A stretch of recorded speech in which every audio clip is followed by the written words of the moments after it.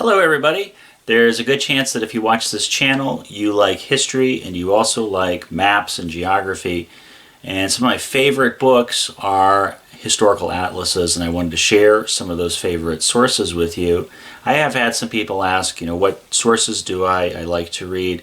And for Civil War history, there's the National Geographic Atlas of the Civil War, A Comprehensive Guide to the Tactics and Terrain of Battle by Neil Kagan and Stephen Hislop. This shows the grand theater of things. So for instance, for the Gettysburg theater, it'll show the armies, what towns they were in as they go from Fredericksburg, Virginia up towards Pennsylvania, and then it sort of zooms in to specific parts of the battlefield. But these are very helpful visual guides, and you can tell that these atlases they're large, they're oversized, and that's so there's more map space. But this is a very, very good resource. What I wanted to share with you is Past Worlds. This is the Atlas of Archaeology.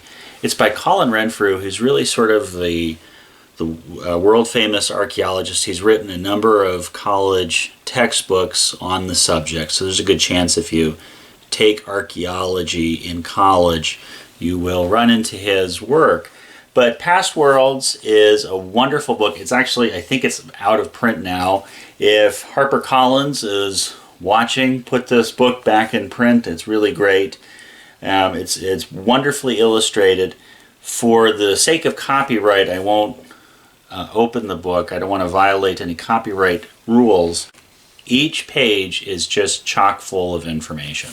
So, for instance, you'll open the book and the 2 full-page spread will be a map of Europe, and it will show, this is where copper came from, and this is the trade routes, and it has all those very helpful arrows. And there's also tons of text on the page.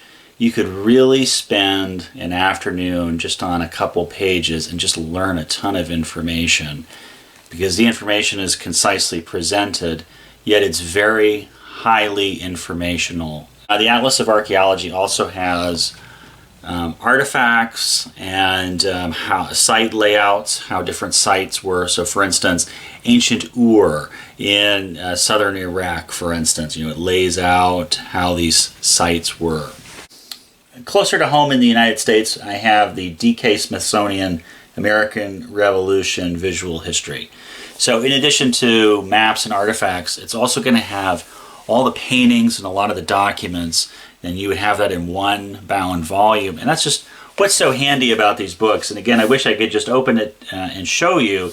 I just don't want to violate copyright rules. But these really are treasures, these atlases. Another book that I like is The Atlas of World Archaeology. It's edited by Paul Bond, and it's very similar to Past Worlds in that you open the book and there'll be a two-page full spread of a map. And both Past Worlds and Atlas of World Archaeology essentially go chronologically. So at the beginning of the book, it starts in prehistory, and then it moves chronologically through world history. But very, very helpful. I just picked up this one, Ancient Egypt. This is by the publisher DK. I really like DK's works because they're very visual. And so if you like to see things, then DK is a very good publisher. They specialize in this kind of thing. I wish I could open up this book and show you how graphical and pictorial it is. But this would have the sites of ancient Egypt in addition to showing you where on a map things are. And shows you the temples, has these wonderful high-resolution images from within the chambers of ancient Egyptian structures. I have 2 biblical atlases, and biblical atlases are actually probably the easiest to get because they must have the most interest, the widest audience. And so this is the Oxford Bible Atlas, and then this is the Collins Atlas of the Bible. And these Bible atlases are actually very helpful for those that are interested in the ancient Near East. So Mesopotamia, the Levant, which is Palestine, ancient Israel, and then Egypt, for those that are interested in Egypt, Assyria.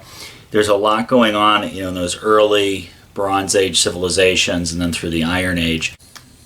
And like the other archaeological books, like the Atlas of World Archaeology, the Oxford Bible Atlas, they go basically chronologically, starting with the early Bronze Age and then working through. Finally, I have the National Geographic Space Atlas, mapping the universe and beyond. This is, of course, mostly a science atlas, so it's going to have the solar system and the different planets and the different celestial objects. However, there is a human history in here because it does show the objects that human beings have put out into space. So for instance, on the moon, it will show where on the moon the different Apollo missions were, where on Mars the different rovers were sent. So there is the human history aspect to it. So that's why I included it as a historical atlas, even though you can probably tell it's more of like a science atlas.